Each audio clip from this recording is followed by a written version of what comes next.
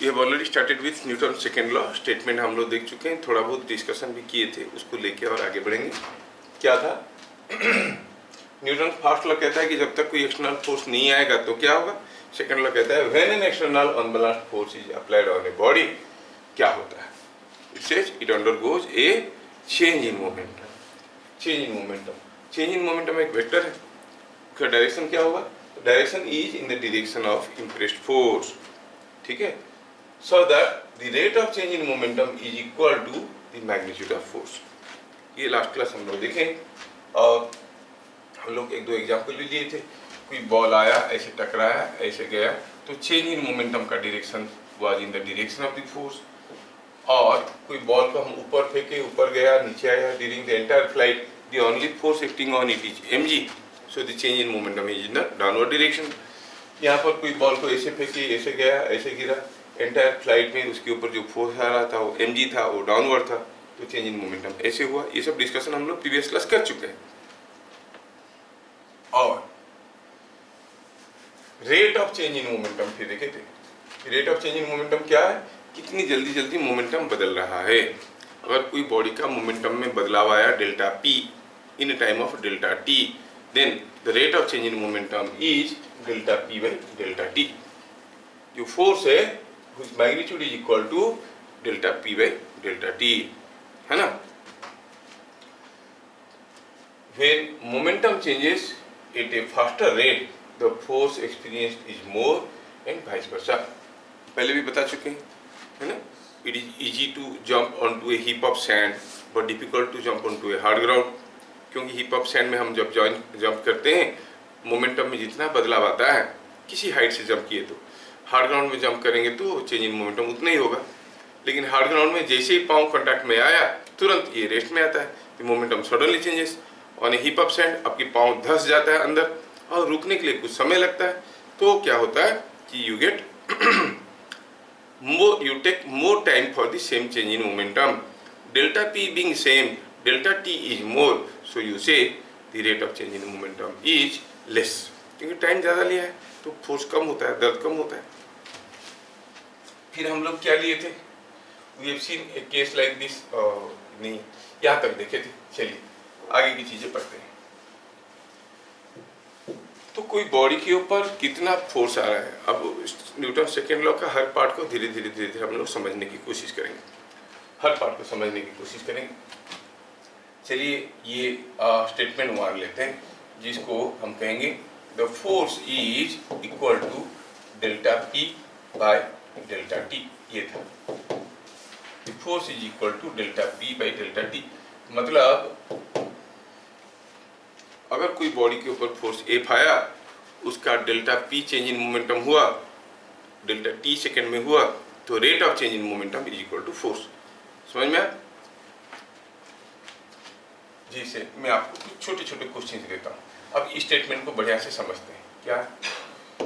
In each of following cases find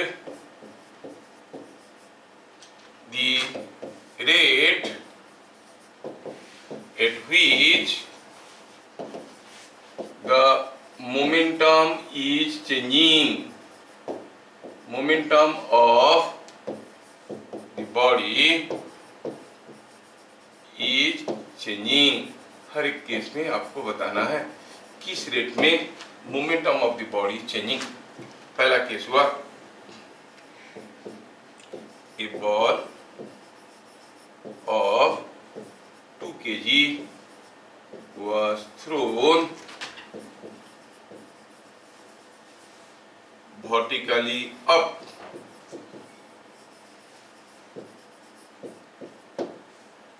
कोई ball 2 kg का था, उसको वर्टिकली अपवर्ड फेंक दिए, तो जैसे ये चलने लगेगा उसका स्पीड बदलेगा, मोमेंटम बदलेगा, चेंज इन मोमेंटम होगा। What is the at what rate the momentum is changing, at what rate the momentum is changing को अदरवाइज सिंगल वर्ड में आप कह सकते हो rate of change in momentum, उसको और सिंगल वर्ड में कह सकते हो फोर्स। तो आप कहोगे यहाँ पर सोल्यूशन क्या हो जाएगा? आप कहोगे सोल्यूशन में कि rate of change in momentum is equal to the force. और क्या फोर्स है, बॉल को ऊपर फेंके हैं तो mg होता है, यहाँ पर mg, m is 2 kg, 2 into g is 20 Newton.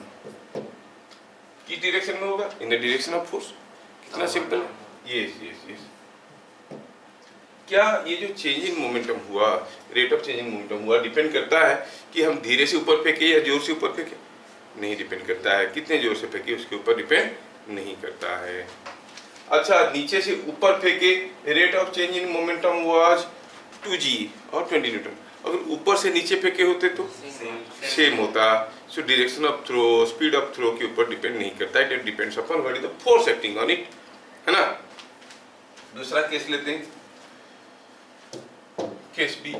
Suppose I say here is an inclined plane and on this inclined plane a block of mass 4 kg or say 6 kg was thrown downwards with 8 meter per second। ये angle दिया है 30 degree. Obviously जैसे हम इसको फेंक दिए तो आप देखोगे, जैसे हम फेंक दिया आप देखोगे ये नीचे आने लगा है।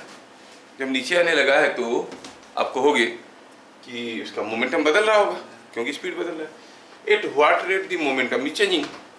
Have we to see the speed with which it is thrown? No. Only thing we have to see is the force. तो जब हम इसको ऐसे एक बार फेंक दिए तो इसके ऊपर जो फोर्स आ रहा है वो फोर्स किस डायरेक्शन में है? ऐसा है, यही फोर्स है। क्या आपको मालूम है ये अगर 30 डिग्री है तो ये फोर्स कितना होगा? What is this force? 60। हाँ, ये इसका कंपोनेंट इस डायरेक्शन में, वेट का कंपोनेंट इस डायरेक्शन में। नहीं, कितना होगा देखो, it is F is nothing but 6g sin 30। क्या आपको समझ में आ रहा है sin 30 कैसे हुआ? समझ में आ रहा है? The component of 6g in this direction. तो आप कहोगे here delta t by delta t is nothing but 6g sin 30। sin 30 का वैल्यू 1/2 है। 36 into 10 into 1/2 is 30 न्यूटन। ठीक है। अब ये ब्लॉक को मैं 8 मीटर पर सेकंड में फेंकूं या 80 मीटर पर सेकंड में फेंकूं, दोनों ही केस में the momentum will change at a fixed rate, that is 6g sin 30। क्या बात समझ में आ रहा है ना? अगर मैं क्वेश्चन को थोड़ा सा डिफिकल्ट बनाने के लिए कुछ ऐसे बनाता हूं कि suppose here is a pulley and a block is suspended, 2 blocks are there, here is a block, just a minute, hello, good morning,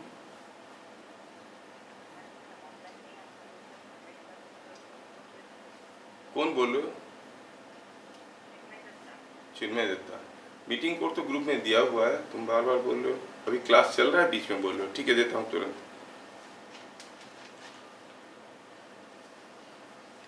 just a minute, some disturbing element. Chinmay Kumar Datta, क्या नाम है उसका?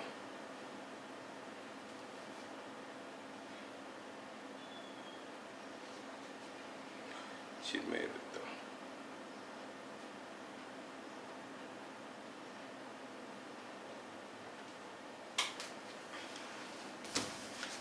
तो यहाँ पर कोई एक ब्लॉक लगा है 2 kg का, और इधर कोई एक दूसरा ब्लॉक लगा है जो है 3 kg का। ऑब्वियसली 3 kg वाला नीचे जाएगा, 2 kg वाला ऊपर जाएगा। 3 kg का मोमेंटम बदलेगा, है ना। Change in momentum of 3 kg, rate of change in momentum, sorry, rate of change in momentum of 3 kg और फॉर 3 kg ऐसे लिखते हैं, सीधे ठीक रहेगा। फॉर 3 kg हमें पता करना है what is delta p by delta t, rate of change in momentum. ठीक है। अब वो डिपेंड करता है कि इसके ऊपर फोर्स क्या है। क्या फोर्सेस है? एक्सटर्नल फोर्स देखना, एक तो इसके ऊपर फोर्स, इसका अपना वेट आ रहा होगा और साथ साथ एक टेंशन भी आ रहा होगा। तो delta p by delta t क्या हो जाएगा? 3g minus tension. Net force acting on the body, net external force. आपको वैसा स्यूडो फोर्स क्यों नहीं लेंगे? अरे वो तो नाम ही है स्यूडो फोर्स, झूठ मूठ का है। नेट एक्सटर्नल फोर्स, है ना, is equal to the rate of change in momentum. 3g तो 3g है, और t निकालने का तरीका आपको आता है। t कैसे निकालते हैं? टेंशन, ये हो गया 30 माइनस टेंशन का फॉर्मूला याद है? By 2m1 m2 by m1 plus m2 whole into g। Yes, it is 2 into 3 by 2 plus 3 whole into g। कितना हो रहा है भैया? ये 5, ये हो गया 2, ये हो गया 8, 24, 6 न्यूटन। क्या बात समझ में आया? The momentum is changing at a rate of 6 Newton. Is that clear? तो rate of change in momentum is equal to force. ठीक है, दूसरा क्वेश्चन लेते हैं। ये हम लोग पहला क्वेश्चन देख लिए, दूसरा क्वेश्चन हुआ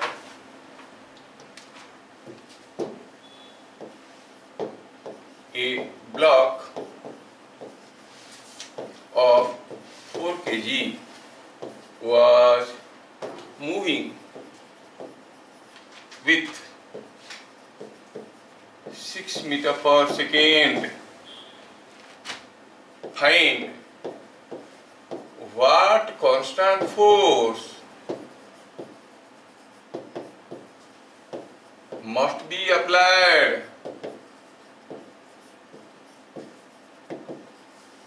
on it for 5 seconds such that the block moves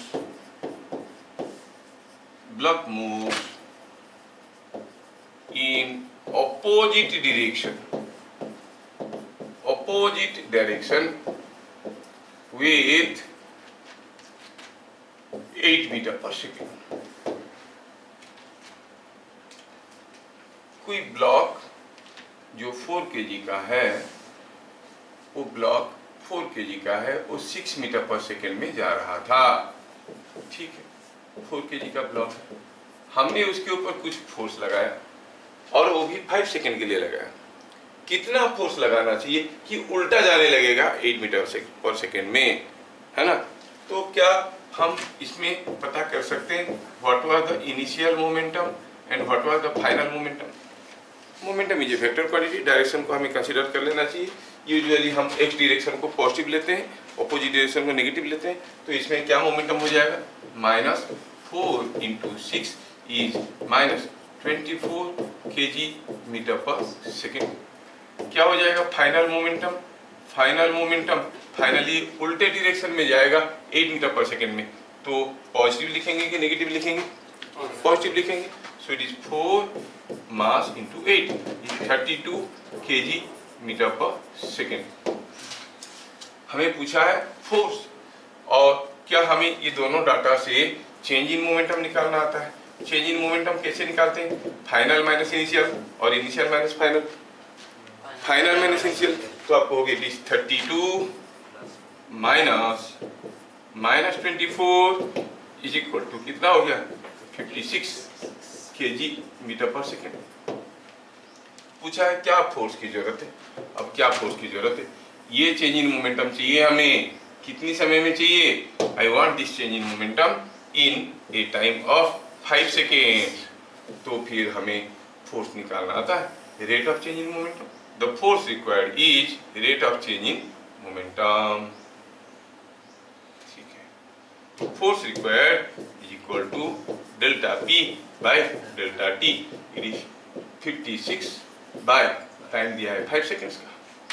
so it is coming out 11.2 newton. देखो हमारा आंसर पॉजिटिव आया, मतलब फोर्स किस डायरेक्शन में होना चाहिए? Towards right. ऑब्वियस ये ऐसे आ रहा था, ऐसे ढकेलेंगे तभी ना इधर जाएगा। समझ में आ रहा ना? चीजों को फील करो, ये आंसर में कुछ नहीं रखा है। How I am using the formula? Force is rate of change in momentum. समझ में आया? अच्छा, ये बात समझ में आया। थोड़ा सा दूसरा क्वेश्चन देते हैं। A force 20 Newton acts on a body of 5 kg at rest for 2 seconds.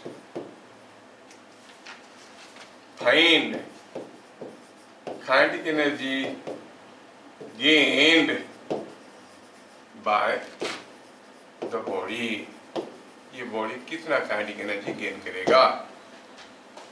Find the kinetic energy gain by the body, ये हमें बताना है। सॉल्यूशन में आप ध्यान से देखोगे तो यहाँ पर जो फोर्स आप लगा रहे हो वो 20 न्यूटन का है और जो टाइम आप दिए हो वो है 2 सेकेंड्स का है। तो फिर जो चेंज इन मोमेंटम हुआ that by time is nothing but equal to the force. इससे हमें पता ये चला change in momentum is equal to force into time. अच्छा, चेंज इन मोमेंटम ये होता है final momentum minus initial momentum. जबकि बॉडी शुरू में रेस्ट में था तो इनिशियल मोमेंटम हो गया 0। इनिशियल मोमेंटम हो गया 0, तो फाइनल मोमेंटम क्या हो जाएगा? It is equal to final momentum is equal to क्या हो गया? ये F into delta t 20 into 2, तो हो गया 40 kg मीटर पर second. This is the final momentum of the body. अच्छा, ये अगर फाइनल मोमेंटम है तो फिर इसका काइनेटिक एनर्जी कितना होगा? काइनेटिक एनर्जी का फॉर्मूला सबको मालूम है, you know it. So kinetic energy is equal to P square by 2m। Finally the body is moving with this momentum, है ना? तो P square by 2m हो गया, मतलब 40 का स्क्वायर बाय 2 इंटू m। क्या है? m is given something like 5 kg, so it is coming out to be 160 joules। क्या बात समझ में आ रहा है? कितना सिंपल तो है कि नहीं? अच्छा, तो पहला चीज हम लोग देख लिए कि force is rate of change in momentum. थोड़ा इसको स्टार मार्क करते हैं, ये आ जाओ। ये इस पॉइंट पे हम लोग अभी देख लिए, पॉइंट था F is dp by dt। दूसरा पॉइंट क्या है? दूसरा पॉइंट ये है कि हम जानते हैं कि F is dp by dt और delta p by delta t, ये हम जानते हैं। साथ साथ हमें ये भी समझ में आ जाता है कि delta p can be found as force into time. मतलब जो आप कहते हो कि final momentum minus initial momentum, या तो आप फाइनल मोमेंटम निकालो, इनिशियल मोमेंटम निकालो, डिफरेंस निकालो, या फिर multiply the force with time. हम जानते हैं कि time is a positive scalar quantity, 2, 3, 5, 10 कुछ होगा। तो कोई जैसे पॉजिटिव स्केलर क्वांटिटी को किसी वेक्टर के साथ मल्टीप्लाई करेंगे तो वेक्टर का डायरेक्शन तो वही रहेगा, मैग्नीट्यूड बदल जाएगा। मतलब delta p is in the direction of force, जो न्यूटन्स लॉ में कहा गया, हमें मालूम है। तो चेंज इन मोमेंटम निकालने के लिए हमें क्या देखना पड़ेगा? नॉट द इनिशियल मोमेंटम और the final momentum, we have to see the force and the time. तो क्या समझ में आया? समझ में आया कि delta p does not depend on m and v, mass and velocity. इसके ऊपर डिपेंड नहीं करता है, ये इंपॉर्टेंट है। ये किसके ऊपर डिपेंड करता है? क्या फोर्स आया, समझ में आया? जैसे मैं आपको एक छोटा सा क्वेश्चन पूछूं। सपोज हम कहेंगे ये कोई एक वॉल है, let me draw a wall properly. Say here is a wall, ये वॉल है और यहाँ पे हुआ यूं है कि there are 2 smooth horizontal planes attached, और पता चला कि इनमें से ये कोई एक ब्लॉक है। कहाँ गया? ये एक ब्लॉक है 2 kg का, दूसरा एक ब्लॉक है 4 kg का। ये 2 kg का ब्लॉक है और ये 4 kg का ब्लॉक है।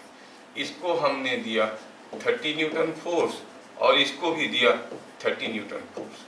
अब ये दोनों ब्लॉक जाके इसको मारेंगे, वॉल को मारेंगे। Question is which block strikes the wall with greater momentum? Which block strikes the wall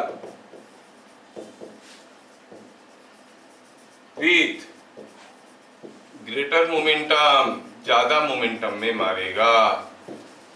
अच्छा, अब दोनों बॉल चलने लगेंगे, ब्लॉक चलने लगेंगे, तो obviously there momentum will change. नहीं, दोनों का शुरू का मोमेंटम बराबर था, दोनों रेस्ट में थे, both of them were at rest. जिसका चेंज इन मोमेंटम ज्यादा होगा उसका फाइनल मोमेंटम ज्यादा होगा। ये समझ में आ रहा है कि नहीं आ रहा है? Change in momentum is final minus initial, दोनों का इनिशियल 0 है, तो दोनों का जिसका चेंज इन मोमेंटम ज्यादा होगा उसका फाइनल मोमेंटम ज्यादा होगा। ऊपर वाले का change in momentum force into time, नीचे वाले का change in momentum force into time. Force दोनों के ऊपर बराबर है। किसको ज्यादा समय लगेगा वाल तक पहुंचने के लिए? नहीं यार, 2 kg हल्का मास है, छोटा मास है, ये सरल करके निकल जाएगा। ये ज्यादा मास है तो ये धीरे धीरे जाएगा। तो जो 4 kg मास है उसको यहाँ तक पहुंचने के लिए ज्यादा समय लगेगा। तो the force acts on 4 kg for longer period, on 2 kg for shorter period। तो 2 kg का change in momentum force into time, time कम है तो चेंज इन मोमेंटम भी कम होगा, जबकि इसमें चेंज इन मोमेंटम ज्यादा होगा। क्या बात समझ में आया? ये तो हम कहेंगे change in momentum of which mass will be more, 2 kg और 4 kg? 4 kg। क्या बात समझ में आया? ये थोड़ा मैं इसको ढंग से लिख देता हूं ताकि आपको समझ में आएगा। यस, ये है कोई केस ऐसा दिया है, तो क्या लिखेंगे? With greater momentum. तो चल लिखा, अरे जगह नहीं हो रहा इसको, तुम लोग इतना फैल के क्यों बैठते हो? हाँ चलो ठीक। यस, तो हम कहेंगे ये एज सोल्यूशन में as 4 kg takes more time to reach the wall,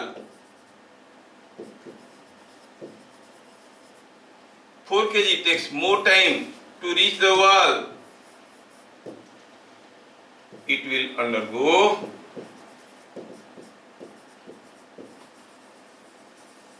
more change in momentum, change in momentum।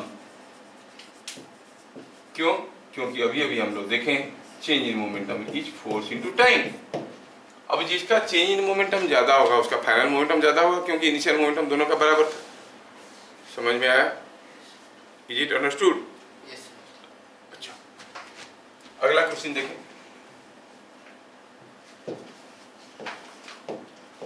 A car and a truck moving in opposite direction with same speed undergo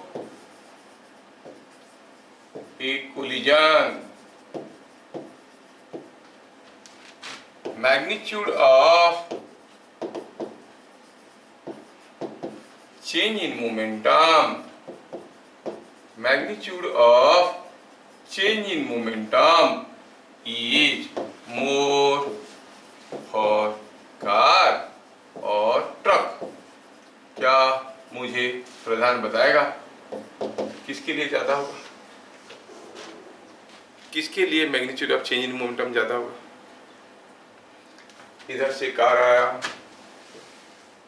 है ना, और इधर से भारी भरकम truck आया, देखो कितना बड़ा है। अब ये दोनों टकराएंगे, तो दोनों बराबर स्पीड में जा रहे थे। किसका मोमेंटम ज्यादा था? ट्रक का मोमेंटम ज्यादा था, क्योंकि ट्रक का मास ज्यादा है। ये दोनों बराबर स्पीड में आए और हेड ऑन कोलिजन हो गया। क्वेश्चन है कि किसका चेंज इन मोमेंटम ज्यादा होगा। पहले सोचो कि दोनों जब टकराएंगे दोनों एक दूसरे के ऊपर फोर्स देंगे, कौन किसके ऊपर ज्यादा फोर्स देगा? अरे ये जितना फोर्स देगा ये उतनी फोर्स देगा। Contact forces are always equal and opposite, मैं बताया था। तो दोनों एक दूसरे के ऊपर बराबर फोर्स दिए। ये इसके ऊपर इधर को फोर्स देगा तो ये इसके ऊपर इधर को फोर्स देगा, देगा ही नहीं देगा। अच्छा, कौन किसके ऊपर ज्यादा समय के लिए फोर्स देगा? Same time. So they are exerting equal and opposite force onto each other for equal time. Force into time is change in momentum. इसका जितना चेंज इन मोमेंटम होगा उसका उतना ही चेंज इन मोमेंटम होगा. Change in momentum will be same for both of them. I mean equal and opposite. समझ में आया क्या? तो क्या लिखेंगे? तो सेम स्पीड में जाने वही तो कंफ्यूज करने के लिए. स्पीड से कोई डिपेंड करता है क्या? ये डिपेंड नहीं करता मास और वेलोसिटी के ऊपर, तो डिपेंड करता है फोर्स के ऊपर. अगर ये दो, एक ट्रक एक कार नहीं होते, दो ठो कार होते, क्या फर्क पड़ता है? मैं तो ये क्वेश्चन बता रहा हूँ, मेडिकल एंट्रेंस में आया था. कोई एरोप्लेन उड़ रहा है, कोई ईगल आके इसको मारा, किसका चेंजिंग मोमेंटम ज्यादा होगा? लोग सोचेंगे एरोप्लेन इतना भारी भरकम, ईगल मारेगा तो उसका फेंका जाएगा, उसका चेंजिंग मोमेंटम ज्यादा होगा. नहीं नहीं, both will undergo equal and opposite change in momentum. समझ में? ये मेडिकल एंट्रेंस का क्वेश्चन. ये बार्ड स्ट्राइक्स एन एरोप्लेन, तो who will undergo more change in momentum?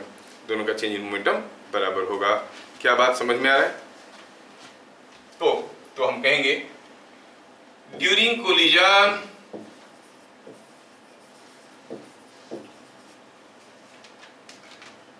they exert equal and opposite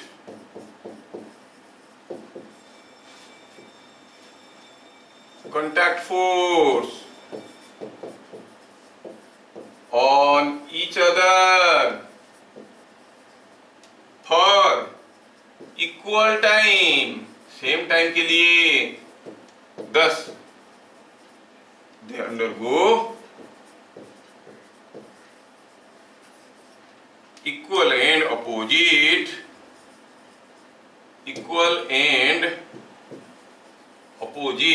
change in momentum.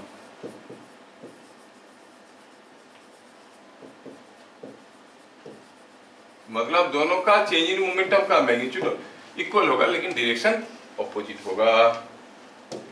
क्या बातें समझ में आया? ट्रक को थोड़ा मैं छोटा कर दिया, कार को नानो कार कर दिया. ठीक है, क्या ये समझ में आया? तो आप कहोगे किसका चेंज इन मोमेंटम ज्यादा होगा, ट्रक का कि कार का? सेम होगा. ये हो गया सॉल्यूशन.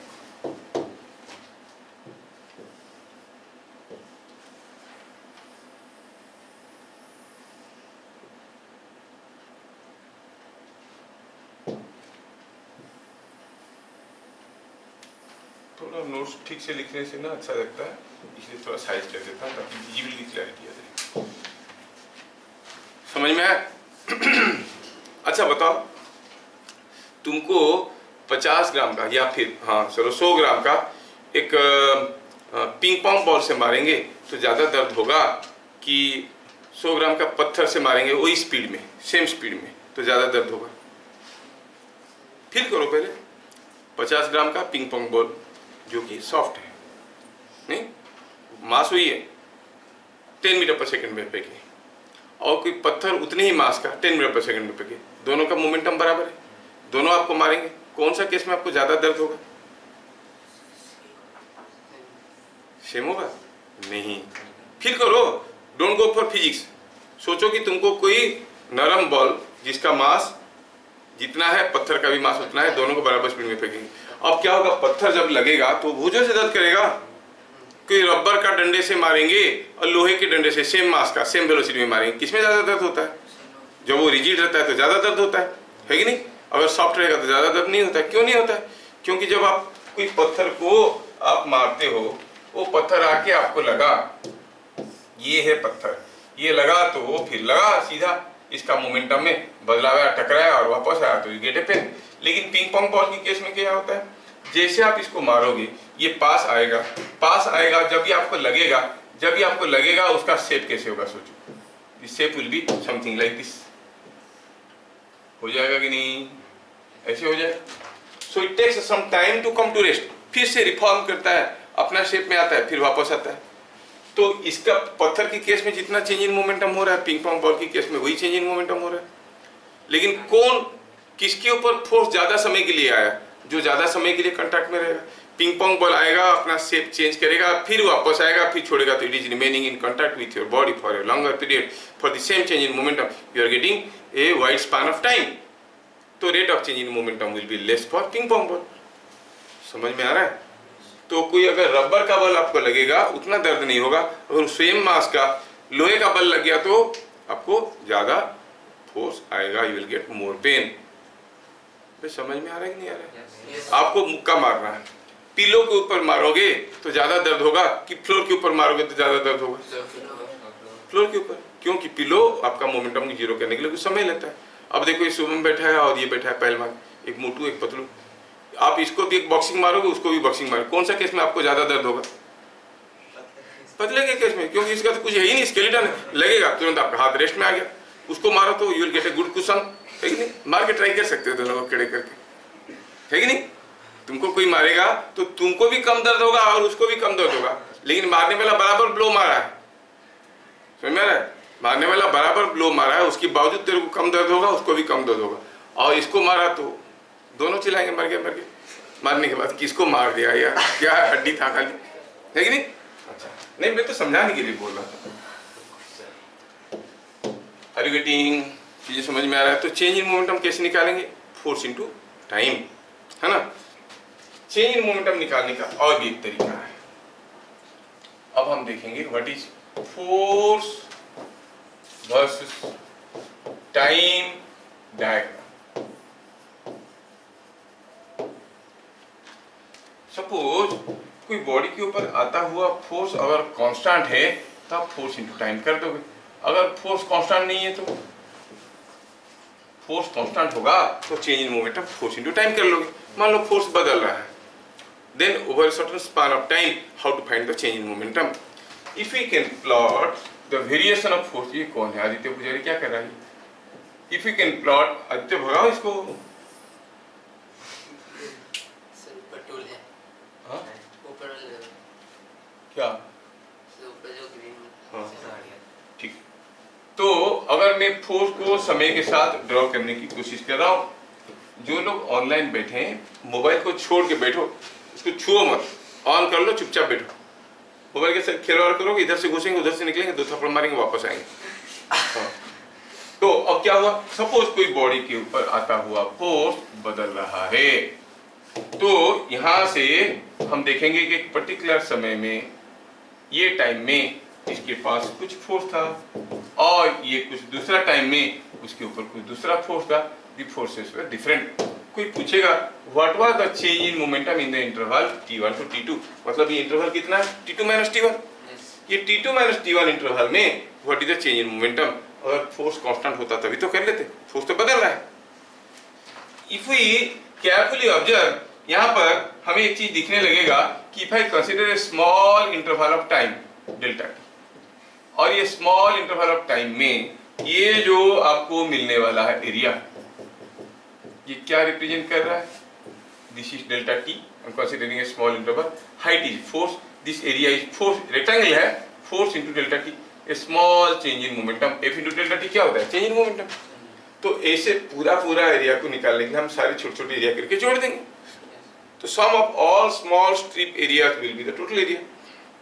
तो याद रखें, in force versus time diagram, in force versus time diagram, the area under the diagram, under the diagram क्या रिप्रेजेंट करता है? Represents the change in momentum।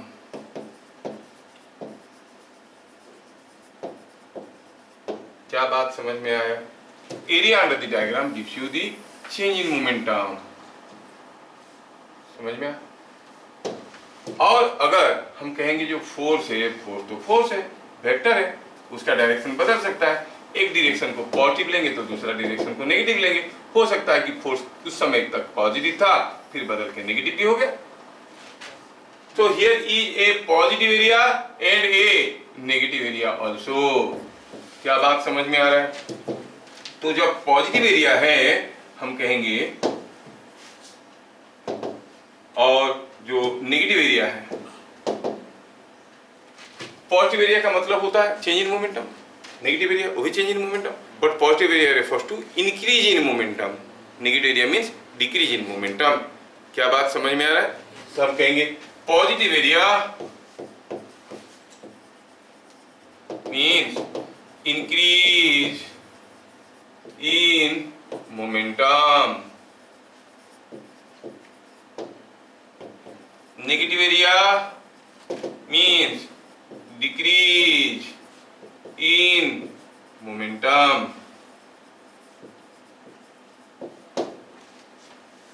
क्या बात समझ में आया? तो फोर्स वर्सेस टाइम डायग्राम से भी हम चेंज इन मोमेंटम निकाल सकते हैं। अगर फोर्स कांस्टेंट है तो डायग्राम करने की जरूरत नहीं, सीधा फोर्स इनटू टाइम कर लो। फोर्स कुछ नहीं दिया है तो final momentum minus initial momentum कर लो। अगर फोर्स वेरिएबल है, make use of the diagram. बिना डायग्राम के कैसे करेंगे? तो उसके लिए इंटीग्रेशन की जरूरत होता है, जो तुम लोगों को मालूम नहीं है। ठीक है, इंटीग्रेशन करके निकालते हैं। फिलहाल तो हम ग्राफिकली करने की कोशिश करें। जैसे हम करेंगे क्वेश्चन एक, चलो देखें। The force acting on a body uniformly increases from say 10 Newton to 20 Newton in 5 seconds. Find change in momentum. अब फोर्स बदल रहा है, कैसे? यूनिफॉर्मली बदल रहा है। कहां से कहां पर? 10 न्यूटन से 20 न्यूटन तक, वो भी 5 सेकेंड में। अगर हम ड्रॉ करने की कोशिश करेंगे, चलिए थोड़ा ड्रॉ करके देखते हैं दिखता कैसा है ये फोर्स। ये फोर्स कुछ ऐसा है। इट चेंजेस फ्रॉम 10 न्यूटन से बढ़ के 20 न्यूटन हो गया। कितनी समय में? 5 सेकेंड में। ये 5 सेकेंड में कुछ ऐसा हो गया है। तो I take force here in this diagram. This is time, this is 5 seconds. पहले था 10 न्यूटन और बाद में हो गया 20 न्यूटन। क्या आप बता सकते हो what is the change in momentum? Area under the diagram. नहीं, area under the diagram gives you the change in momentum. अगर हम निकालेंगे एरिया तो that area will give you change in momentum. ठीक है, तो आप कहोगे change in momentum is equal to change in momentum is equal to area under diagram. That is equal to, ये ट्रापेजियम एरिया है, half of sum of parallel sides 10 plus 20 into distance between them is 5. It is 30. It is 75 kg meter per second. क्या बात समझ में आया? Next question. A block of 5 kg was at rest. Block of 5 kg was at rest. The force acting on it changes with time. Changes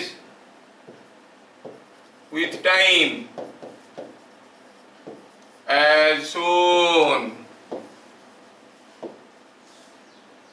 तो दिया गया है the force is changing, figure में दिया गया है फोर्स कैसे बदल रहा है। ठीक है, डायग्राम दे दिया है।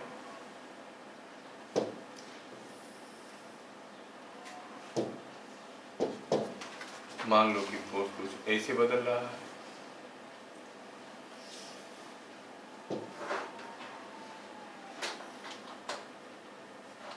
The force is changing with this, like this.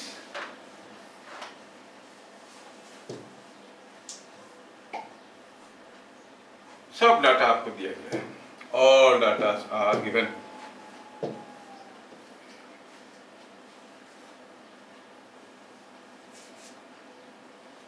दिया गया है कि ये है 20 न्यूटन, ये है 8 न्यूटन, ऑफ कोर्स नीचे है तो माइनस रहेगा, एफ ये टाइम ये दिया है 5 सेकेंड्स और ये दिया है 8 सेकेंड्स। फोर्स कुछ ऐसे बदल रहा है। क्या पूछा है, निकालना क्या है? निकालना ये है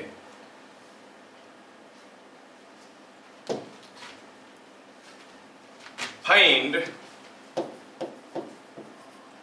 bit number 1 final kinetic energy of block, bit number 2 maximum kinetic energy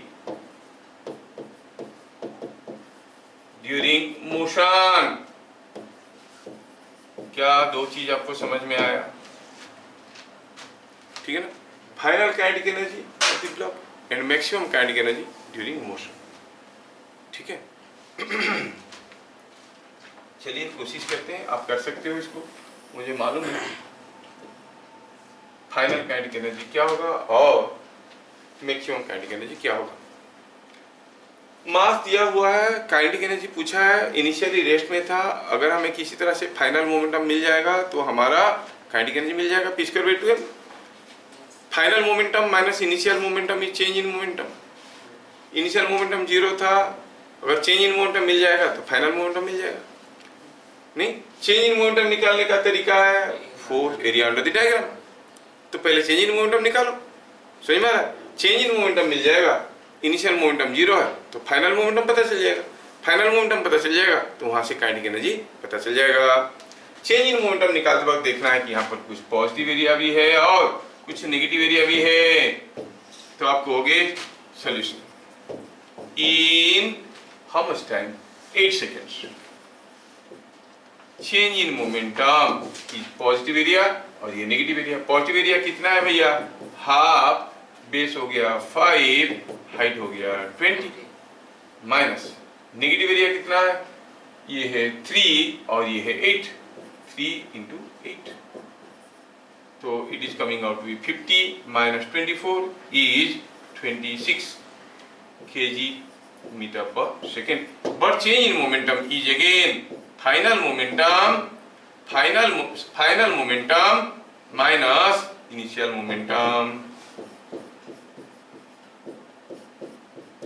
और ये बॉडी शुरू में कहाँ था?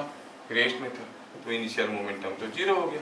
इसका मतलब final momentum is equal to 26 kg metre पर सेकेंड। क्या बात समझ में आया है?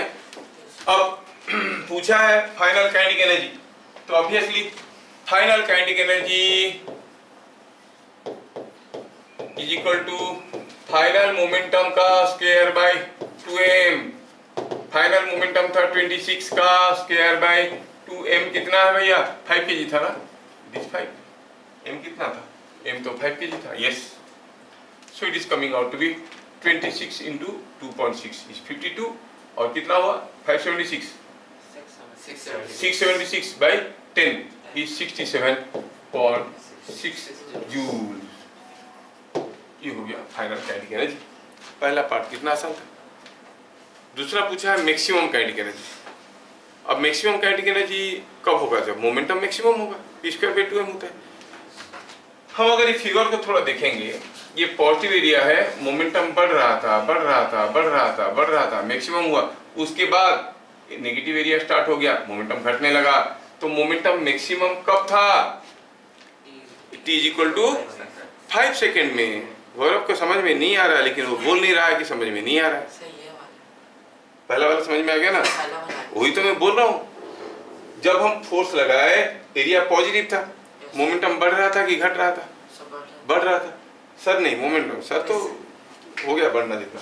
अब ये मोमेंटम बढ़ा, उसके बाद क्या हो गया? नेगेटिव एरिया स्टार्ट हो गया, तो फिर मोमेंटम घटने लगा। तो मोमेंटम मैक्सिमम कब था? Eight the end of increasing period. कब तक इंक्रीज कर रहा था? 5 सेकेंड तक, है कि नहीं? उसके बाद ये नेगेटिव हो गया, तो मोमेंटम वाज मैक्सिमम कब? At 5 seconds. समझ में आया क्या? तो क्या लिखेंगे अभी इसको? सेकेंड पार्ट में लिखेंगे momentum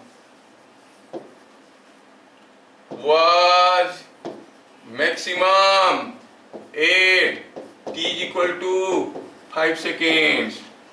In 5 seconds, change in momentum is equal to area under the diagram. Area under the diagram is half base into height. It is half 5 into 20, and change in momentum is final minus initial. Initially तो rest में था, it is coming out to be 50. So आप कहोगे final momentum is 50 meter पर second, 50 kg metre पर second. कब? At the end of 5 seconds. तो kinetic energy का मैक्सिमम वैल्यू क्या हो गया?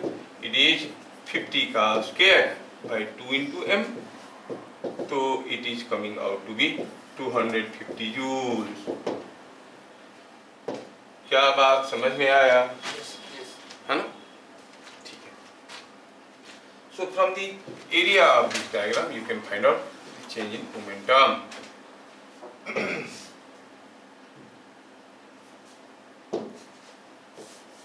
नेक्स्ट थ्योरेटिकल पार्ट देखेंगे. हम बताया कि the force is rate of change in momentum. नहीं, उसी को लेके आगे बढ़ते हैं, थोड़ा और आगे देखते हैं. Force is rate of change in momentum. Force is rate of change in momentum. अब चेंज इन मोमेंटम जो है, आप जानते हो कि momentum is mass into velocity. Momentum बदलेगा अगर मास बदलेगा या फिर वेलोसिटी बदलेगा. वेलोसिटी बदलेगा तो स्पीड बदलेगा, या फिर डायरेक्शन बदलेगा, या फिर दोनों बदलेंगे, या फिर तीनों बदलेंगे. मास, स्पीड, डायरेक्शन सब कुछ बदल रहा है. तो अगर हम कहेंगे if m is constant, mass नहीं बदल रहा है, तो फाइनल मोमेंटम और change in momentum is final momentum minus initial momentum, जिसको आप चाहो तो लिख सकते हो m into v final minus m into v initial. है कि नहीं? तो फोर्स जो कि change in momentum by time था, वो क्या बन गया? देखो तो ये फाइनल, ये वेक्टर से, तो आप कहोगे m into v final minus v initial divided by time delta t. That means the velocity is changing from initial to final in a time of delta t seconds. What does this represent? Change in velocity by time is acceleration. So this is coming out to be mass into acceleration. So the force is equal to mass into acceleration only when mass is constant. समझ में आ रहा है? अगर mass constant नहीं है, suppose ऐसा है कि v is constant. If v is constant, तो फिर चेंज इन मोमेंटम क्या हो जाएगा? It is final momentum minus initial momentum. मतलब final mass into v minus initial mass into v. इसका मतलब v तो कॉमन गया, मिला final mass minus initial mass. और फोर्स क्या हो गया? It is delta p by delta t. It is v into change in mass. Final mass minus initial मास पे लिख सकता हूं इसे बाय डेल्टा t. समझ में आ रहा है? तो force is not necessarily equal to mass into acceleration. अब बोलोगे सर ये क्या है कि v कांस्टेंट है, मास इज नॉट कांस्टेंट. ऐसा हो सकता है क्या? हाँ, हो सकता है. Suppose I take a block of ice and throw it on a rough floor. जब मैं फेंक दिया, वो चलते गया, लेकिन रास्ते में मेल्ट भी करते गया, उसका मास घट रहा है, उसके लिए भी फोर्स होगा, because there is a change in momentum. समझ में आ गया? अब यहाँ पे दो केसेस एराइज होते हैं, थोड़ा सा बताते हैं, उसके बारे में ज्यादा नहीं जाएंगे, आप कंफ्यूज हो जाओगे. हो सकता है कि mass of the body is increasing और mass of the body is decreasing. जैसे मैं बताया आइस ब्लॉक का, ढकेल दिए, जा रहा है तो धीरे धीरे उसका मास घट रहा है कि नहीं घट रहा है? तो final mass will be less than initial mass. ये quantity will be negative. Force किस डायरेक्शन में होगा? ऑपोजिट टू v, क्योंकि v is a vector. Force कौन से डायरेक्शन में होगा? Opposite to v। सपोज किसी एक बड़ा सा मैग्नेट को मैं किसी फ्लोर पे फेंक दिया और रास्ते में वो कंटिन्यूअसली आयरन डस्ट को अटैच करने लगा है अपने साथ, तो मास उसका बढ़ रहा है। In that case this quantity will B positive, the force will be in the direction of v। Are you getting? If the mass is increasing, you have to apply a force in the direction of velocity. If the mass is decreasing, you have to apply a force in the opposite direction of velocity. तो ज़्यादा गहराई हो जाएगा, थोड़ा सा कल जान लो, जिनको समझ में आएगा वो कर लेंगे। समझ में आया क्या? मास अगर बढ़ रहा है, ये क्वांटिटी पॉजिटिव है, force is in the direction of velocity. Mass अगर घट रहा है, ये क्वांटिटी नेगेटिव है, force is in the opposite direction of velocity. क्या बात समझ में आया? चलिए हम ये कॉन्सेप्ट को हम कैसे यूज करेंगे। चलिए suppose from A heap of rope, one end of rope was pulled with constant pulled horizontally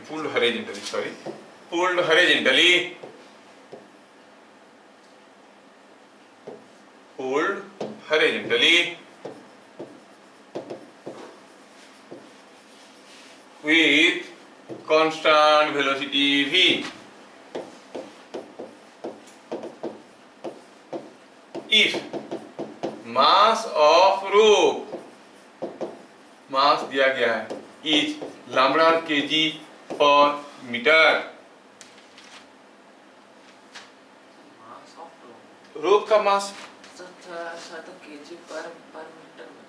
हाँ, 1 मीटर का लैम्ब्डा kg। तो मास पर यूनिट लेंथ। हाँ, धरी यूनिट लेंथ, क्या यूनिट लेंगे? तो लैम्ब्डा kg पर मीटर, 1 मीटर का मास है lambda kg। Mass of rope is lambda kg per meter. Find the force required to continue motion.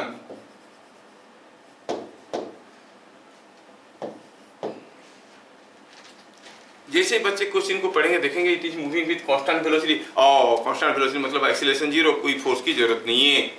Constant velocity होने से एक्सीलरेशन तो जीरो है, नो डाउट, बट मोमेंटम बदल रहा है कि नहीं बदल रहा है? कैसे? चलो सोचते हैं। सपोज हम कहेंगे this is what is the heap of rope. रस्सी यहाँ पे रखा हुआ है, ऐसे रखा हुआ है। आप एक एंड को पकड़ के खींचने लगे तो पूरा का पूरा रस्सी रेस्ट में था, the rope was at rest. जो रस्सी निकल के बाहर आ गया वो चलने लगा, जो चलने लगा उसका मोमेंटम हुआ, बाकी का मोमेंटम नहीं हुआ। मतलब रस्सी का मोमेंटम बढ़ रहा है कि नहीं? बढ़ रहा है, क्योंकि मास बढ़ रहा है। आप कांस्टेंट वेलोसिटी में खींच रहे हो but mass is continuously increasing. भैया समझ में आ रहा है कि नहीं आ रहा है? नहीं आ रहा है? नहीं आ रहा है? तो बीच बीच में कहाँ भाग जाते हो? अभी तक सेक्टर 16 पूजा पंडाल पे घूम रहा है ये लोग। आया वापस?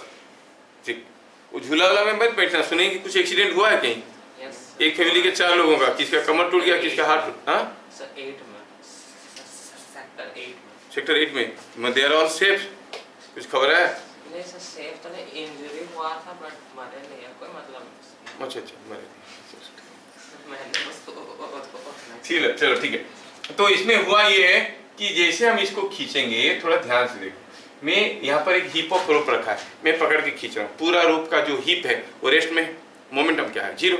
मैं लेके भागा, जब मैं भागा रस्सी मेरे साथ साथ भागा कि नहीं भागा? रस्सी का भी कुछ वेलोसिटी आया, उसका भी कुछ मास है, तो उसका भी कुछ मोमेंटम बना कि नहीं बना? वो जो मोमेंटम कांस्टेंट है कि बढ़ रहा है कि घट रहा है? मैं कांस्टेंट वेलोसिटी में जा रहा हूँ, क्योंकि more and more rope is coming out. वो सारा जो निकल आता है वो सारे मूव करते हैं। धीरे धीरे मास of the rope is increasing, क्योंकि मैं लेके खींच के भाग रहा हूँ।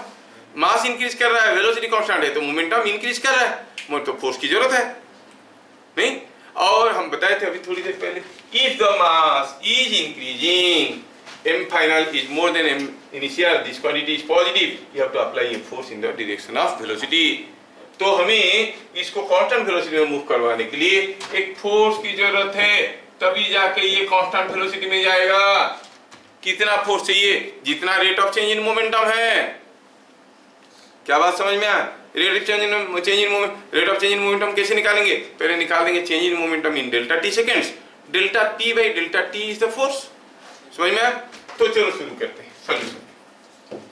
इन डेल्टा टी सेकेंड्स अगर कैसे कैसे करके हम चेंज इन मोमेंटम निकाल देंगे तो हमें फोर्स पता चल जाएगा, delta p by delta T. Delta t second में रस्सी निकल के आएगा बाहर, length of rope coming out, length of rope in motion, कितना लेंथ का रोप मोशन में होगा, और ये हम इसको खींच रहे हैं v स्पीड में, ये कितना दूर जाएगा?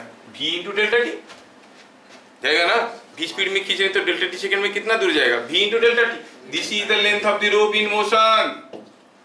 आया कि नहीं आया? ये जो रोप निकल के आया उसका कुछ मास होगा, कितना मास है? 1 मीटर का lambda K G. So mass of rope in motion, mass of rope in motion कितना है? Mass of rope in motion is something like yes is equal to mass per unit length into length of the rope, है ना? ये पूरा का पूरा रोप rest में था, अब उसके पास कुछ मोमेंटम है कि नहीं? तो change in momentum is nothing but final momentum minus initial momentum। अब इनिशियली तो ये रेस्ट में था, कितना है चेंज इन मोमेंटम? कि ये जो मास है, this mass is moving with which velocity? v। तो हम कहेंगे it is mass into velocity, so it comes out to be lambda v square delta t। This is a change in momentum. इतना change in momentum हुआ कितनी second में? Delta t second में। तो what is the force required? Force is delta p by delta t is equal to lambda v square. खत्म कहानी। क्या force चाहिए इसको खींचने के लिए? लैम्डा v स्क्वायर फोर्स चाहिए। फोर्स लगाओगे तो एक्सीलरेट करेगा क्या? नहीं, ये कांस्टेंट वेलोसिटी में जाएगा। सोच लो कोई बड़ा सा हीप है, आप पकड़ के भाग रहे हो तो रस्सी, तो फोर्स तो लगाना पड़ेगा, जितना जितना लंबा हो जाएगा उतना ज्यादा फोर्स लगाना पड़ेगा, ठीक है ना? जितना ज्यादा लंबा हो जाएगा उतना ज्यादा फोर्स लगाना पड़ेगा, क्या नहीं? The force is looking constant, lambda v square, है ना? क्या चीजें आपको समझ में आया? ऐसा दूसरा क्वेश्चन आप लोग कर सकते हो? ठीक, दूसरा क्वेश्चन देता हूं, थोड़ा सोचना है। तुम लोग अच्छा कर रहे हो बोल के मैं करवा रहा हूं। Through a pipe of cross section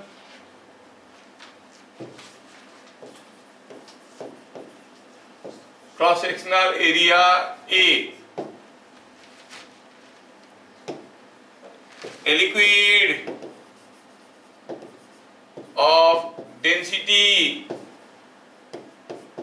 rho was pumped out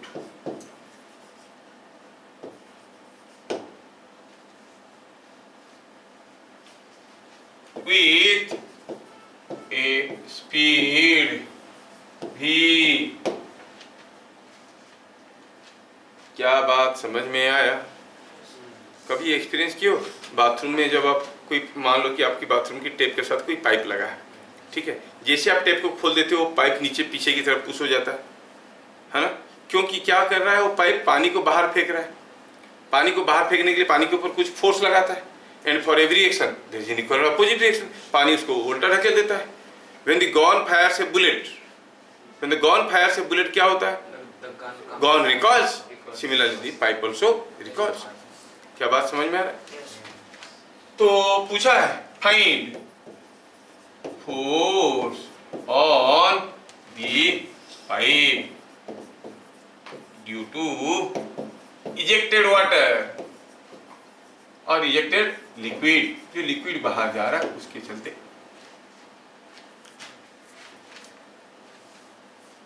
ठीक है, थोड़ा ध्यान से देखना और समझने की कोशिश करना।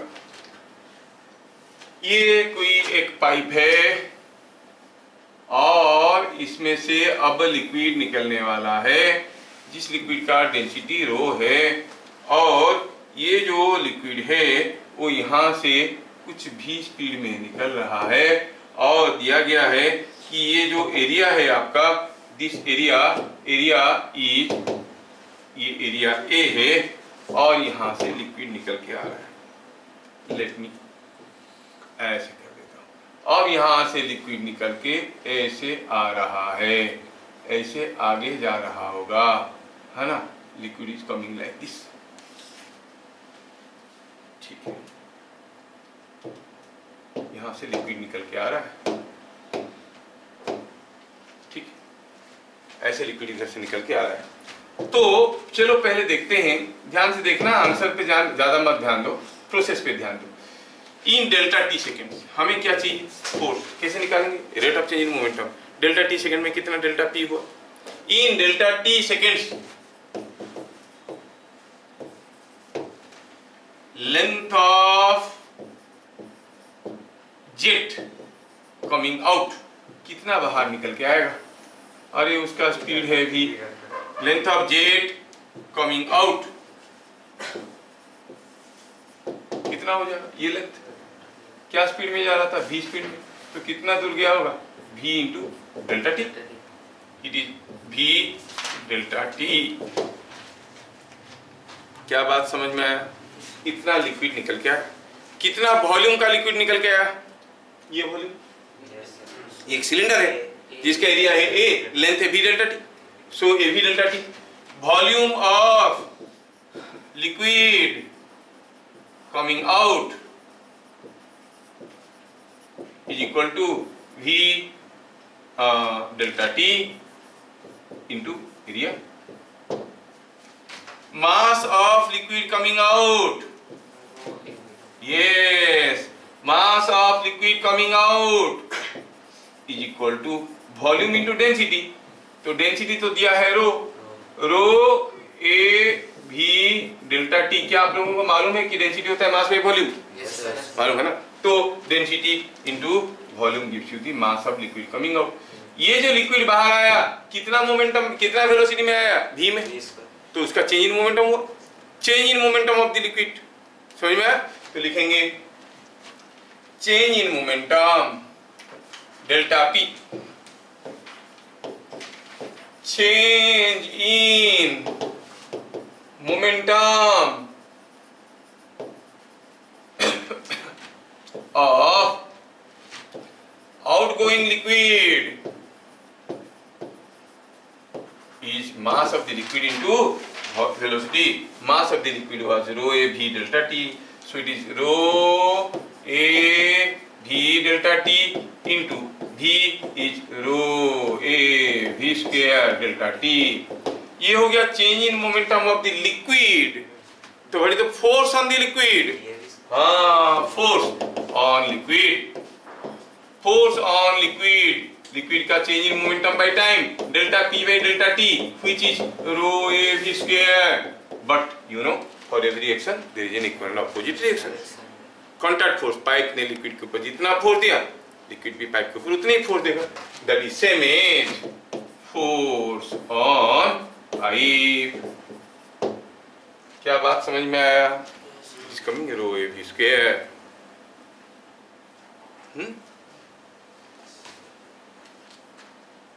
बढ़िया है, ठीक से समझ। चलिए अगला क्वेश्चन देखते हैं। सपोज हम कहेंगे कि यहाँ पे कोई एक रॉकेट है, ये कोई टॉय रॉकेट है या फिर सचमुच का है मुझे मालूम नहीं, कोई है। और क्या हुआ कि इसके पिछवाड़े कोई आग लगा दिया तो गैस निकलने लगा, निकलता है ना। सपोज गैस निकलने लगा, it is rate alpha kg पर second, mass of the rocket is m। तो जैसे ही गैस निकलेगा ये भागेगा, भाई मेथड ऑफ प्रोपल्शन है ना।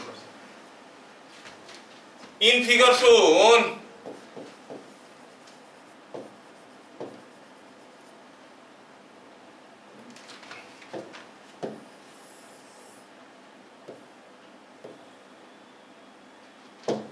gas is exhausted by the rocket at a rate kg per second with speed v meter पर सेकेंड। गैस निकलने लगा v मीटर पर सेकेंड में, समझ में? Now the question is, what will be initial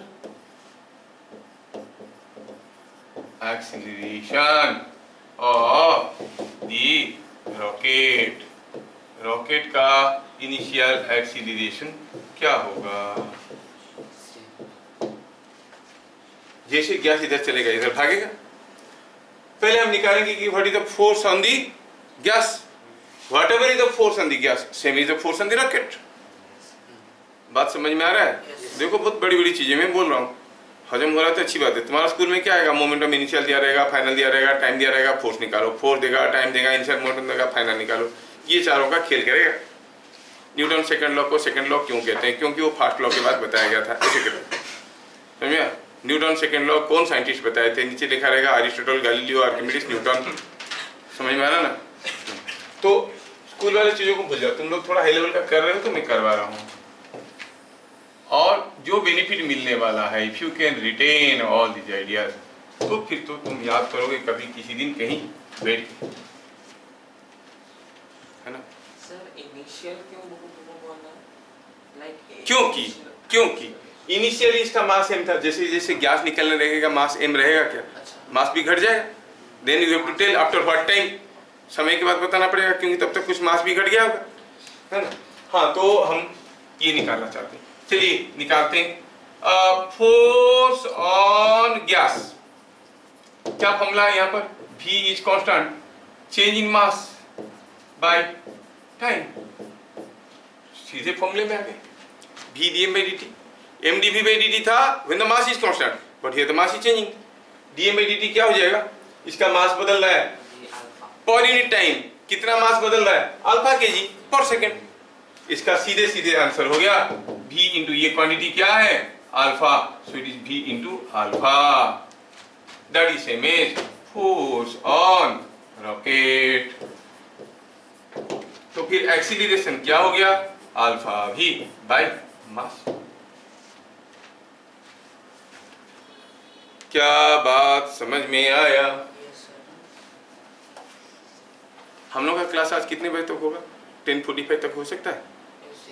हाँ, तो ये खत्म हो जाएगा ना, अच्छी बात है। ठीक है, क्या बातें समझ में आ रहा है? Yes sir. चलिए थोड़ा केस को और घुमाते हैं।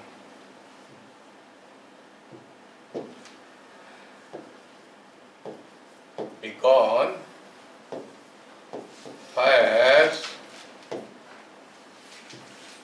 bullets at a rate n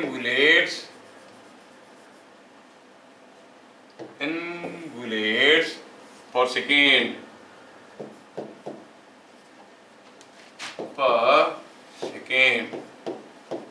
mass of each bullet is small m. The mass of gun is capital M. Each bullet is fired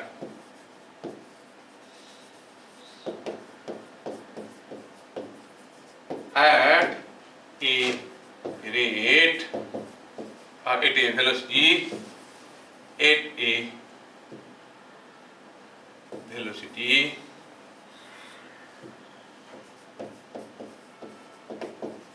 v.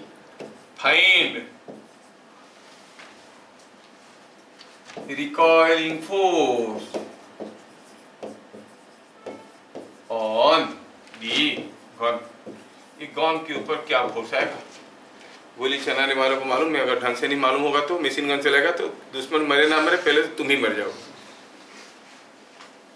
क्यों? मालूम है ना कैसे गन चलाते? मशीन गन नहीं मालूम है? ऐसे करना है, दांत के ऊपर रखना है, फिर फायर करना है, बूम करके फायर करोगे पता चला गोली इधर दांत इधर क्योंकि मारता बड़े जोर से, ठीक है, पीछे की तरफ मारता है, उसको कंधे में से लगा के पकड़ के मारते हैं। सचमुच ऐसे मुझ सोचने की दांत में लगा के मारते हैं, दांत में लगा के मारेंगे तो क्या होगा, दांत टूट जाएगा, है ना, क्योंकि वो रिकॉइल करता है बड़े जोर से। कभी देखे होगे मूवी वगैरह में? नहीं देखे हो? नहीं देखे हो कभी टैंकर चलता हुआ? नहीं देखे हो? तुम लोग क्या देखते हो, रील देखते हो, टॉम एंड जेरी देखते हो? अच्छा देखो, recoiling force on the gun. अच्छा, यहाँ पे कोई एक गन है, ये गन से बुलेट्स निकल के आ रहे हैं, ये गन से बुलेट निकल के आ रहे हैं। कैसे निकल के आ रहे हैं? एम मास का बुलेट भी स्पीड में। तो चलो हम देखेंगे, पूछा इसके ऊपर कितना फोर्स आएगा, जितना फोर्स बुलेट के ऊपर आएगा। बड़ा इंपॉर्टेंट है, तुम्हारा स्कूल का लेवल का क्वेश्चन है और ये क्वेश्चन आता भी है, ठीक है। तो क्या है इसमें, change in momentum of each bullet, change in momentum of each bullet क्या होगा? What is the change in momentum of each bullet? वो पहले गन के अंदर रेस्ट में था, जैसे आपने फायर किया तुरंत वो चलने लगा, जैसे वो चलने लगा उसके पास मोमेंटम आ गया, कितना आ गया, m इंटू वी। अगर चेंज इन मोमेंटम हुआ, मोमेंटम हो गया m इंटू वी, तो आप कहोगे चेंज इन मोमेंटम कितना हो जाएगा, m इंटू वी। हर एक बुलेट का चेंज इन मोमेंटम कितना होगा, delta p of each bullet is mv। क्या बात समझ में आया?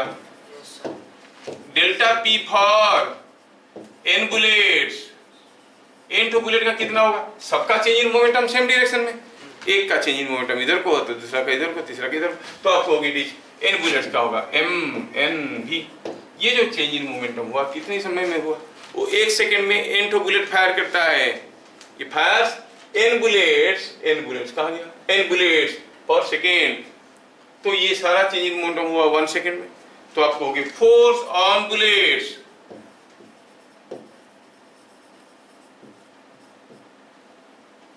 इज इक्वल टू कितना हो गया, m/n/v बाई 1 को क्यों लिखे, delta p by delta t। This is the force on the bullets. कौन दिया, गन दिया। तो for every reaction there is an equal opposite reaction, तो force on the gun will be same m/n/v, that is same as force on gun due to the bullets. क्या बात समझ में आ रहा है ना? चलिए थोड़ा सा क्वेश्चन को और टेढ़ा करते हैं, क्या आप लोग इसको बता सकते हो, देखते हैं, लेट मी चेक। यहाँ पर कितने लोग ध्यान से सुन रहे हैं पता चल जाएगा, ये क्वेश्चन को करने वाले मुझे फटाफट बताएंगे। यहाँ पर कोई एक टैंक है, ऐसा वाला बड़ा सा टैंक, और ये टैंक ऐसे रखा हुआ है और इसका मास m है, और यहाँ पे टैंक का एक नल ऐसे लगा है, उसका बैरल ये। अब ये दिया हुआ है कि इस केस में कि ये जो एंगल है ये एंगल थीटा है।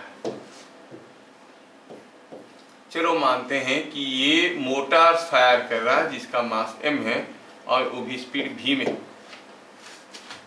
ठीक है। तो जैसे ये फायर करेगा टैंक पीछे की तरफ चलेगा कि नहीं चलेगा।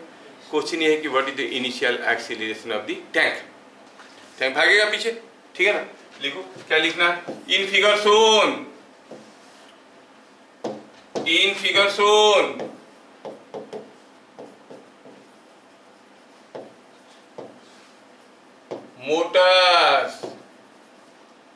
motors are fired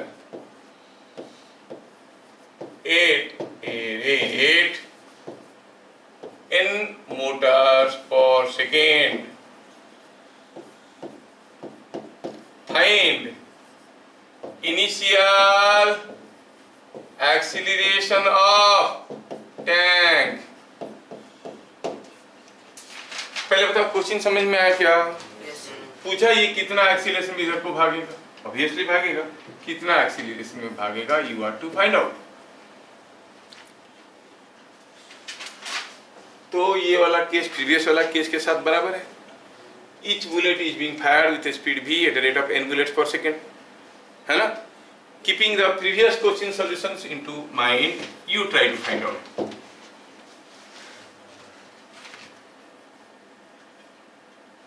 Try to find out. You can do it.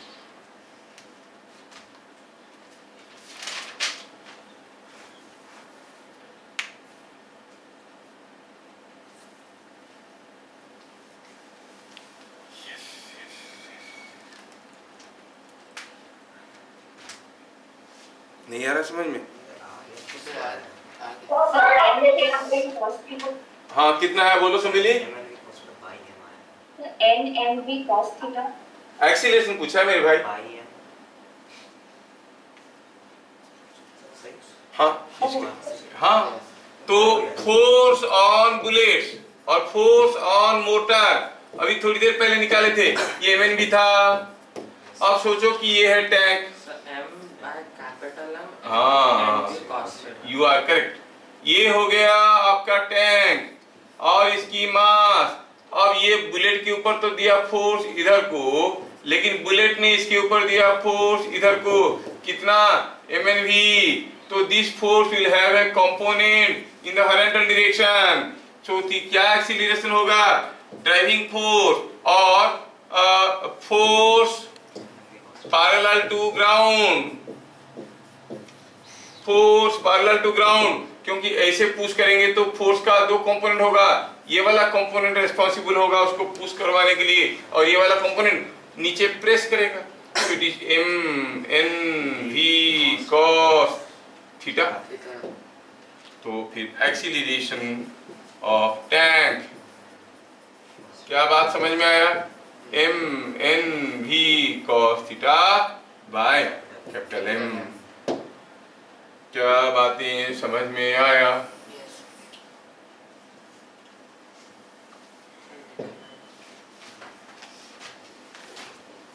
है समझ में? न्यूटन सेकंड लॉ हजम हो रहा है। इसके बाद पढ़ना है हमें थर्ड लॉ, फिर कंजर्वेशन मोमेंटम, वो सब भी पढ़ना है, ठीक है। अब बुक में जब 11th क्लास में जाओगे ना, न्यूटन सेकंड लॉ में ये आर्टिकल में वो स्यूडो फोर्स वाला सारी चीज बताएंगे। हम लोग पहले से पढ़ चुके हैं तो इसलिए वो सब चीजें नहीं बता रहे हैं यहाँ पे। और फोर्स दिया रहेगा, मास दिया रहेगा, एक्सीलरेशन निकालते तो हर कोई निकाल सकता है, तो इसलिए मैं वो सब चीज़ों को, मास इंटू एक्सीलरेशन स्क्वायर फोर्स हमें से हर कोई जानता है, तो मैं वो नहीं बताया। तुम्हारा स्कूल में लेकिन आता है, मास दिया रहेगा, फोर्स दिया रहेगा, फाइंड द एक्सीलरेशन, है ना। अच्छा, अब आपके लिए मैं एक क्वेश्चन देता हूँ, थोड़ा आपको दिमाग लगा के सोचना है, जिनका जिनका है ट्राई कर लेना। यहाँ पर कोई एक स्टील प्लेट है, ये जो स्टील प्लेट है इसका मास है m, छोड़ देंगे तो गिर जाएगा, लेकिन मैं कुछ बंदोबस्त कर रखा हूँ। कैसा बंदोबस्त कर रखा हूँ? मैं यहाँ पे एक गॉन बनाया हूँ नीचे ऐसे। अब ये गॉन नीचे से बहुत सारे छोटे छोटे गोले रबर बॉल को इसके अंदर रखा है और ये कंटिन्यूअसली फायर कर रहा है रबर बॉल को। ये जो रबर बॉल है वो रबर बॉल क्या करते हैं, यहाँ से वो जाते हैं, यहाँ से जाके सीधे इसको मारते हैं, मारने के बाद फिर वहां से वापस भी आते हैं, टकरा के वापस आएंगे, जाते भी ऊपर, पहुंचते v वेलोसिटी में और वापस आते हैं क्या वेलोसिटी में से v/2। क्या क्वेश्चन समझ में आया? हर एक बॉल टकराने के बाद v में टकराता है, v/2 में वापस आता है। तो अगर कंटिन्यूअसली इसे नीचे से फायरिंग करेंगे, बल लगेगा तो ये हवा में लटका रहेगा। पूछा क्या है, what is the mass of each ball. Question समझ में आया? तो क्या दिया है,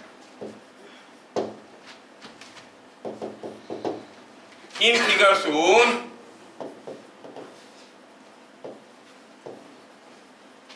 the balls strike the floating plate with speed v and bounce back with v/2, bounce back with v/2। balls are fired. Balls are fired at a rate in balls per second if the plate, ये है plate, is at rest. Find m or mass of each ball.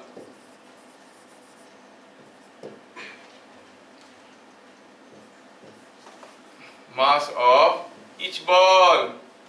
Sir, 2 mg by 3 vn. 2 mg by 3 vn. कोई बोल रहा है answer? कितना जल्दी जल्दी सोचते हैं लोग। सही की गलत है मैं थोड़ा चेक कर लूँ, थोड़ा सा चेक कर लूँ, इसीलिए तो तुम लोग को पढ़ाता हूँ ऐसी ऐसी चीजें। अब कोई तो बताया आंसर कि 2 mg by 3 vn। रुको थोड़ा मैं इसको सजा के बनाऊं, तब तक तुम लोग सोचते रहो, मैं इसको थोड़ा बढ़िया से लिख दूं ताकि मेरे को स्पेस मिल जाएगा करने के लिए। आप लोग तो आंसर बता ही चुके हो शायद, सही है? चलिए देखते हैं।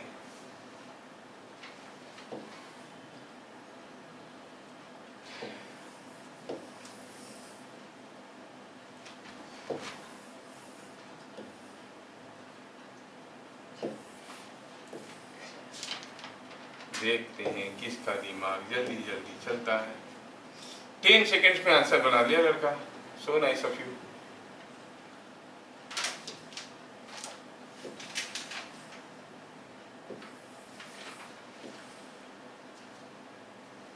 If the plate is at rest. Okay.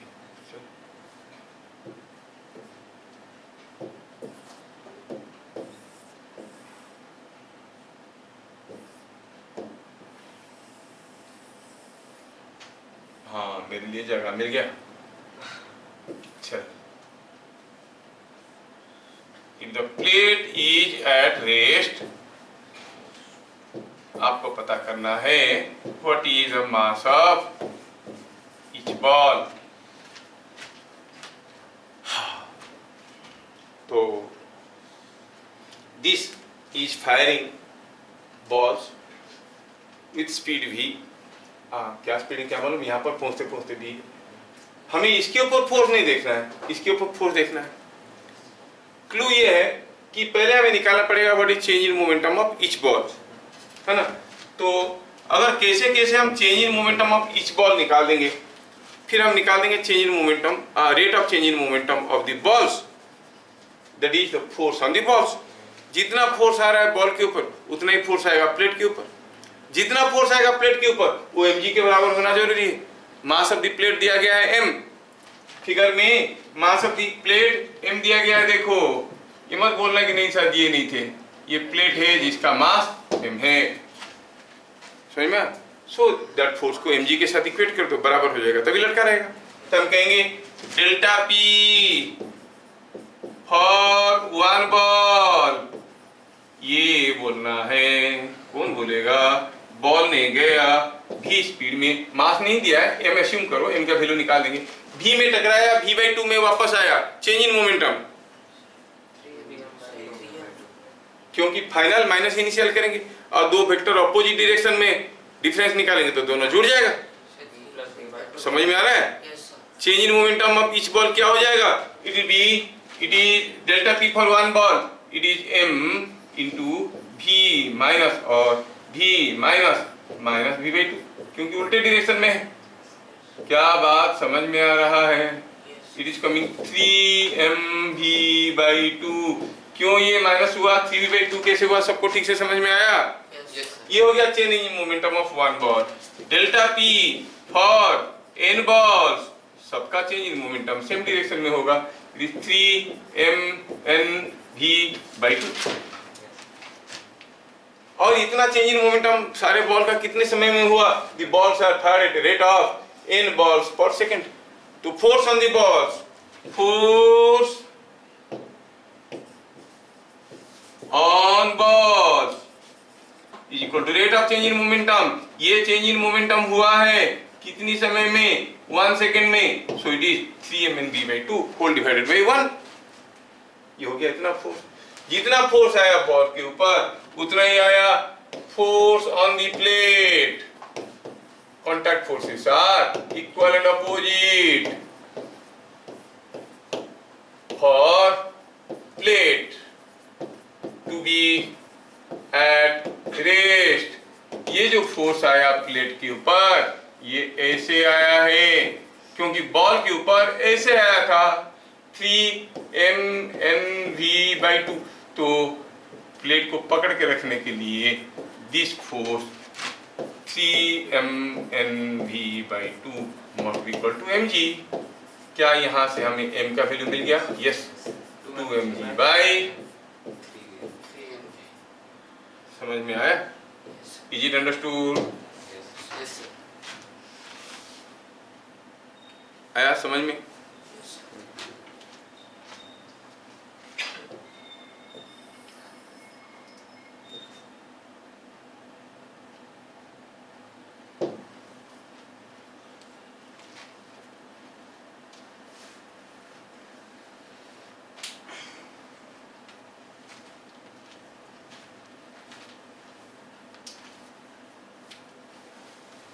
तो न्यूटन सेकेंड लॉ के बारे में हम लोग ढेर सारे वेराइटी के क्वेश्चन अभी देखे है ना। एक तो हुआ force is rate of change in momentum. Change in momentum is in the direction of force. Change in momentum can be calculated in 3 different ways. एक हुआ final momentum minus initial momentum.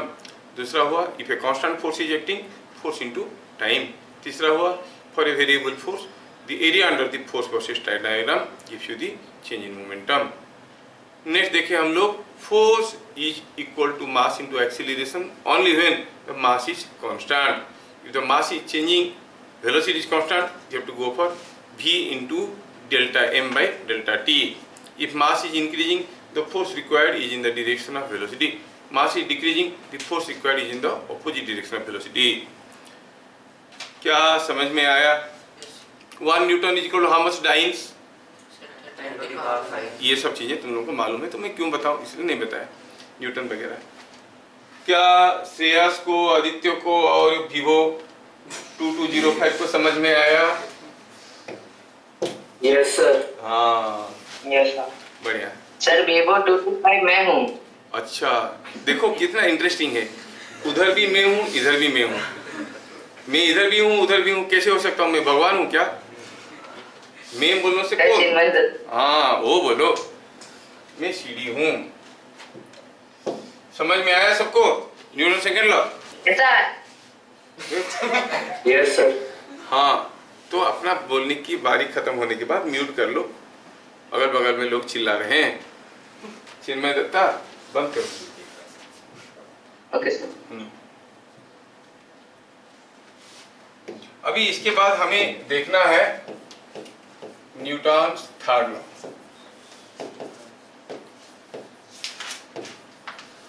और क्योंकि लोग बाहर है और उनको बहुत मजा नहीं आ रहा होगा, अगल बगल में काफी लोग मस्ती कर रहे होंगे, वो लोग बैठ के पढ़ रहे होंगे, तो चलो ठीक है कल कर लेते हैं शाम को। कितना बजे हमारा क्लास है कल? 4:15। और थोड़ा जल्दी भी कर सकते हैं चाहो, नहीं 4:15 ही रखते हैं। So tomorrow we shall meet 8 मतलब मोरो पे और एक मारो। टुमारो कितना समय में? 4:15 PM। फिर मिलेंगे, तब तक के लिए जय हिंद। सर सुबह